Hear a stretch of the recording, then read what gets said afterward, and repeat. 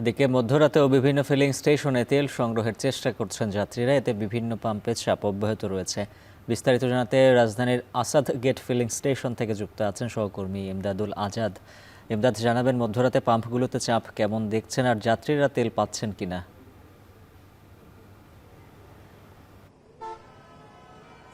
উজ্জ্বল, আমরা এখন আসাদ গেটে আছি। এখানে দুটি ফিলিং স্টেশন আছে।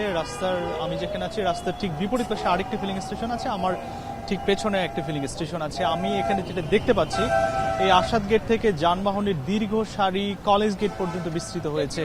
এই মধ্যরাতে প্রত্যেক গ্রাহকের একটাই অভিযোগ যে সরকার বলছে জ্বালানি তেলের মজুদের কোনো সংকট নেই, কিন্তু তারা তেল পাচ্ছে না। আমরাও যেটা গত ঘন্টা দুয়েক ধরে রাজধানীর বেশ কয়েকটি ফিলিং স্টেশন ঘুরে যেটা দেখলাম যে প্রত্যেক ফিলিং স্টেশনেই যানবাহনের দীর্ঘ একটা চাপ, এবং সব ফিলিং স্টেশনেই গ্রাহকরা এই অভিযোগটি বারবার করছেন।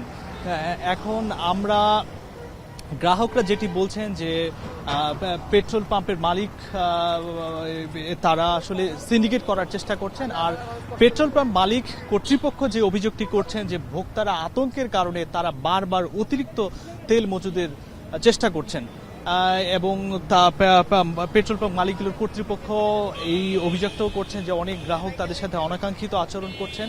এবং আমরা বাংলাদেশ পেট্রোলিয়াম কর্পোরেশনের একটি হিসেব দেখার চেষ্টা করলাম যে গত 4 দিনে দেশে অকটেন বিক্রি হচ্ছে অন্তত গড়ে 2000 মেট্রিক টন, যেটি গত বছর এর হিসেব যদি ধরি সেটি বিক্রি হতো 1000 মেট্রিক টন। অর্থাৎ এই গত 4 দিনে অন্তত দ্বিগুণ হারে জ্বালানি তেল বিক্রি হচ্ছে, যেটি গত বছরের তুলনায় অনেক বেশি। আমরা এর আগে পরিবাগের একটি পেট্রোল পাম্পে ছিলাম, তারা যেটি জানাচ্ছিলেন যে তারা আজকে 7000 লিটার পেট্রোল এবং অকটেন বিক্রি করেছে।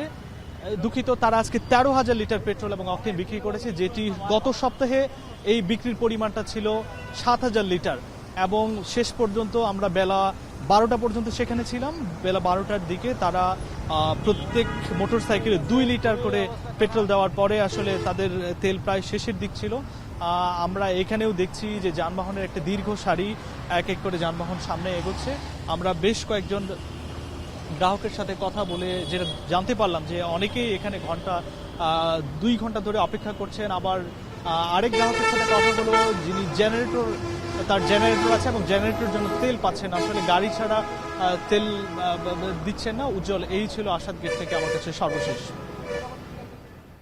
ইমদাদুল আজাদ জানাচ্ছিলেন রাজধানীর ফিলিং স্টেশনগুলো থেকে তেল সরবরাহের সবশেষ খবর।